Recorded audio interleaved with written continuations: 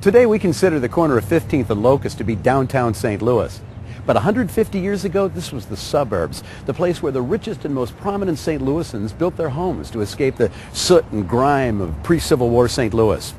Well, the neighborhood's been through a lot of changes since then, but one house remains, a time capsule to Victorian St. Louis.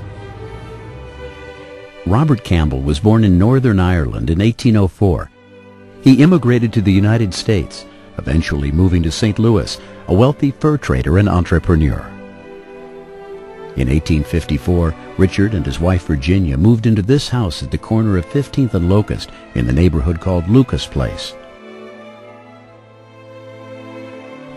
It would be the Campbell family home for nearly a century, remaining remarkably unchanged, while the world around it passed from one era to the next.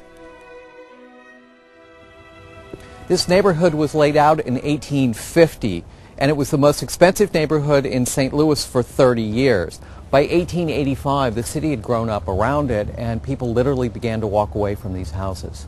They were turned into boarding houses and small-scale clothing factories. By the 1890s, they began tearing down these houses.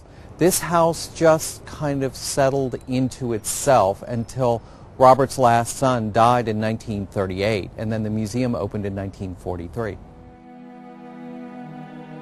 And now, after a 5-year, $3 million restoration, the last remaining house of Lucas Place is one of the most accurately restored Victorian buildings in the world. The reason Campbell House could be so meticulously restored was because Hazlitt Campbell, the last surviving son, was schizophrenic, and his family believed he might maintain some contact with reality by not introducing change to his world. Nothing basically changed from the time the Campbells purchased the furniture in 1855. They would re-wallpaper, put down new carpeting, but basically everything stayed in the same place to keep him, again, grounded. We have an 1885 photo album that was taken of the interior of the house.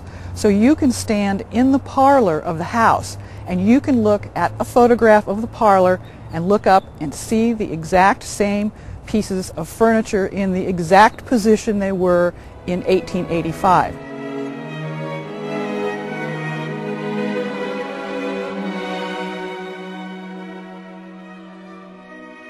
So if we could snap our fingers and go back to 1885, practically nothing would be different. I think that's absolutely right. The colors on the walls, the colors in the carpeting, and all of the furniture would look virtually the same.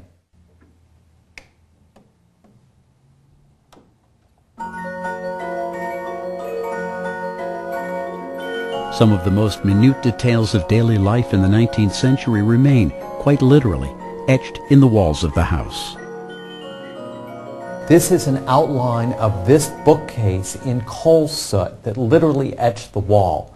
It just blew in the window when they opened the window to get any air, and there was no way to keep a house like this even clean. So you just pushed the bookshelf over a foot to demonstrate. So you could see exactly what was going on in this city.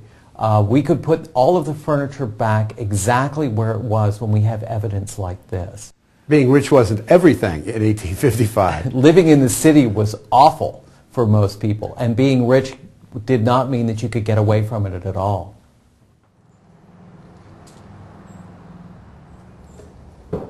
This carriage house was built in 1857 when the Campbells bought an extra lot of land next to their house. It was designed by St. Louis's best-known 19th century architect George Barnett.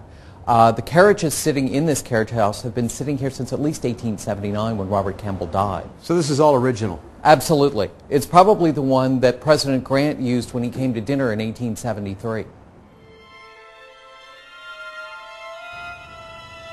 Any ghosts?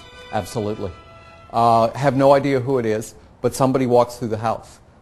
You can hear footsteps at odd times. When you know you're the only person in the house, everybody who's worked here has mentioned that ghost. The commitment to detail far surpasses a typical renovation, including chemistry. This decoration on these walls was down under 4 layers of overpaint. They were literally able to lift it off with 5,000 grit sandpaper and mineral oil. These squares are where they cut plaster out to take back to the lab to scrape the pigments to run them through a mass spectrometer so we could get exactly what the colors were when they first went on the wall. And archaeology. One of the ways that we've discovered things in this house is by excavating actually individual pieces in the house. This sofa has several layers of upholstery that go back through its history. This is the 1910 upholstery. This is the 1870s upholstery. Then under that is the original 1855 upholstery. So we know we're going to go back and have this upholstery reproduced to go back on the furniture to match what was here in the 1880s. But the point is not just to recreate or freeze a moment in time, but to use the house as a tool to understand St. Louis then and now. By getting the details right means that we're able to talk about those issues that shaped how the Campbells lived in this house and continue to plague this city today. Issues of sustainable development, of clean air, of clean water. By getting all of the details in the house right, we don't then have to talk about what most house museums have to talk about, individual pieces of furniture, but can talk about a much bigger community that helped this house be a home for a family for 84 years, and then how the community changed around it, because this becomes, yet again, a time capsule. The view from the windows of Campbell House has changed over the past century and a half, but this house and its contents have passed through time with a patient grace.